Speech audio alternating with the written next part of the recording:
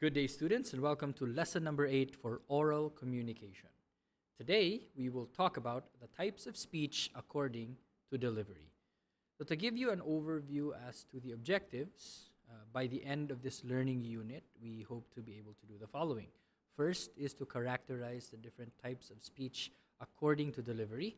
Second, we will compare and contrast the different types of speeches, and we will focus on their unique characteristics.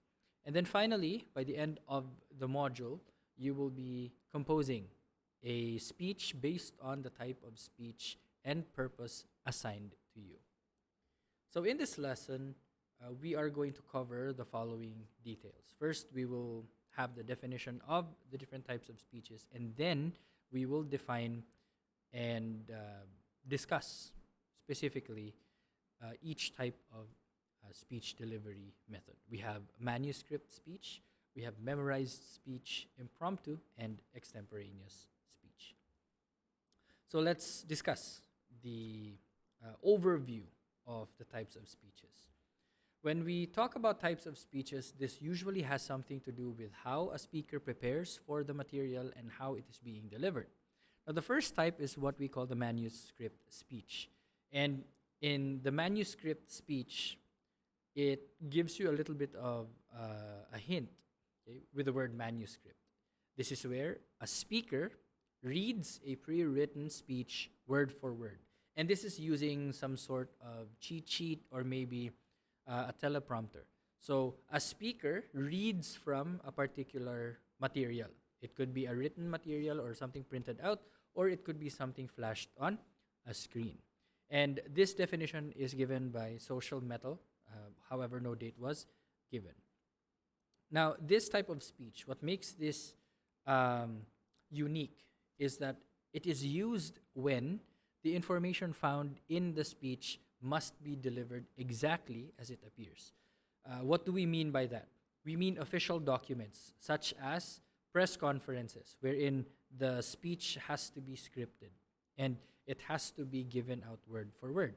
We also have police statements where they cannot afford to make a mistake in giving out information to the public, or official reports, or maybe research results. Okay, so they have to be able to express and to hand out information exactly as it appears. There is no room for freestyling the information because one slip up could be catastrophic, or it could have catastrophic events following that mistake. So what's an example? A real-life example of a manuscript speech. Well, first, we have a report submitted by the chief project engineer regarding the breakdown of expenditures. This is more like a liquidation report. And in a liquidation report, you have to be able to read the material as it appears. You cannot make up a number and expect it to be factual. So this one is an example, a liquidation report. Second, discussing the details of a legislation in Congress or in the Senate. When legislators are discussing the stipulations of a bill, they have to be read word for word. They cannot be freestyle because everything is on paper. It's in black and white. And finally, for some, even graduation speeches are read from particular transcript. So we cannot diversify the words, we cannot paraphrase, we cannot go outside of the text or the script. It has to be delivered exactly as it is written in order to preserve the urgency and the importance of the information found in your material. Okay, let's move on to the next type. If in the manuscript speech, the speech is delivered from a material, the memorized speech is still pre-written. However, the speaker does not read from a script or from a teleprompter. Instead, the speaker has to memorize the material word for word. Again, with no option for freestyling. Where can you find memorized speeches? Well, first of all, this is widely found in oratorical events, declamations, orations, and what have you. These are materials which were pre-written, memorized by the speaker, and then delivered to an audience. Now, what's the key feature here? Well, the information is still maintained because the script cannot be changed. However, the events are far less formal. For example, declamations or oratorical contests are less formal than, say, a meeting where you give out the liquidation report. That's less formal. However, memorized speeches do pose a greater challenge on the speaker. Why? Because if in the manuscript speech, all the speaker needs to do is read from the material, the memorized speech will test the memorization skills of a speaker because we have to deliver it word for word. Now, in the cases of very short speeches, that's fine. However, if you're memorizing pages and pages of information, then that would prove to be a very gargantuan task, and at the end of the day, might be a greater challenge for the speaker than, say, reading off of a script. So again, real-life examples would be oratorical contests in schools or even the declamation competitions. So memorized speeches are usually in contests, or they are in contest form, as opposed to the manuscript speeches wherein much of the material used for memorized speeches are for formal events or official reports. Now let's go to the third one. This is also used in contests. Okay, you can also find this as a contest event. However, this one is somewhat less daunting on the memorization skills, but more on the spontaneity of the speaker. This is what we call an impromptu speech. Now, impromptu speeches are given on the spot. In this type of speech delivery, a speaker gives out information and speaks spontaneously with little to no preparations. It can also be assumed that the person who is speaking has extensive knowledge in terms of the topic being discussed or the material being discussed. What's one example? Or I'll give you two examples. First would be TV interviews. Whenever a reporter interviews, say, a doctor or a politician, he or she is expected to respond to the question immediately. The reporter does not say, "Okay, sir, I'll give you 5 minutes. We'll stay on air, and then we'll wait for your response." That's not the case. When the reporter asks the question, usually the person being asked responds immediately. And that is an example of an impromptu speech. Another example would be job interviews. You don't rehearse for a job interview because, yes, you might encounter common questions such as tell me something about yourself or why should we hire you. But more than that, there are actually questions thrown at a job applicant which are spur of the moment questions. And you cannot rehearse for them or for those kinds of questions because, again, you don't have an idea as to what kind of questions you will be asked during the interview.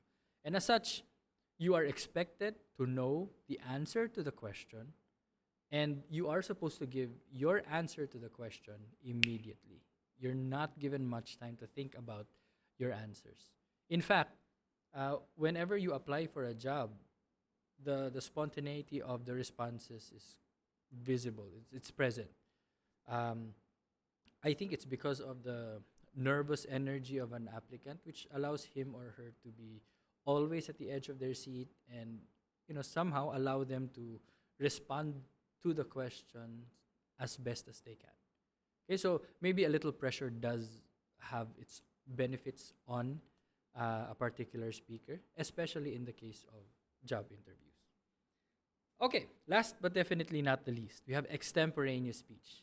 Now, allow me to debunk the confusion between impromptu and extemporaneous speeches. They are somehow similar. Yes, because they are both given on the spot. However, there is one major difference between extemporaneous speeches and impromptu speeches.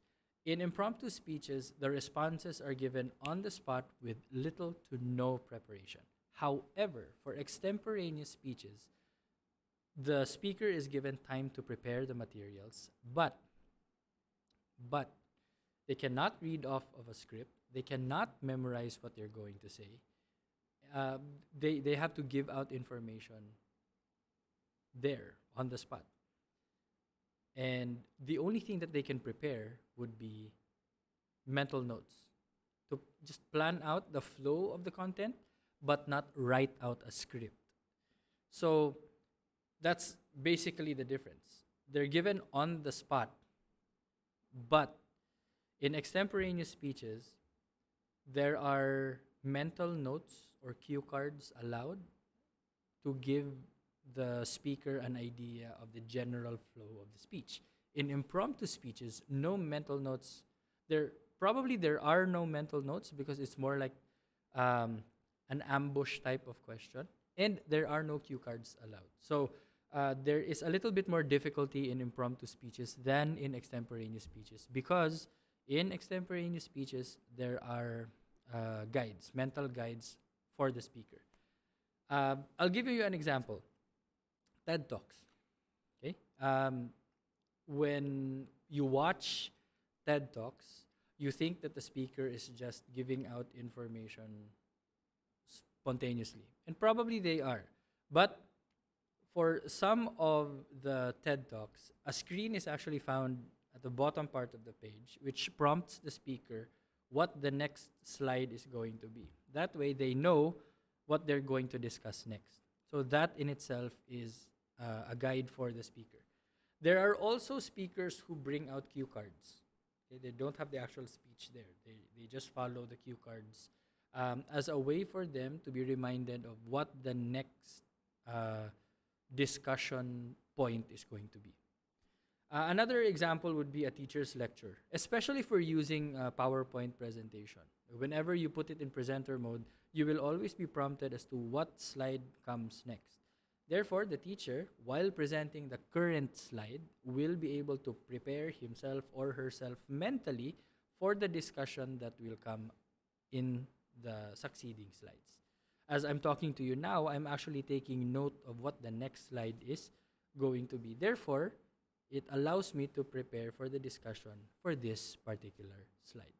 If you ever need further readings regarding the different types of speeches according to delivery, you may go to the following resources. Okay? Most especially, we go to Lumen Instructure because they have extensive materials regarding the different types of speeches according to delivery. So, with that, I believe that wraps up our discussion for Lesson 8, which is the different types of speeches according to delivery. I hope that I was able to impart lots of concepts and information regarding the lesson for today. And I will see you again in the next video. This has been Sir Dardar. Thank you very much for taking time out of your day to watch this video and to listen to this lecture. I'll see you in the next lesson. Toodles.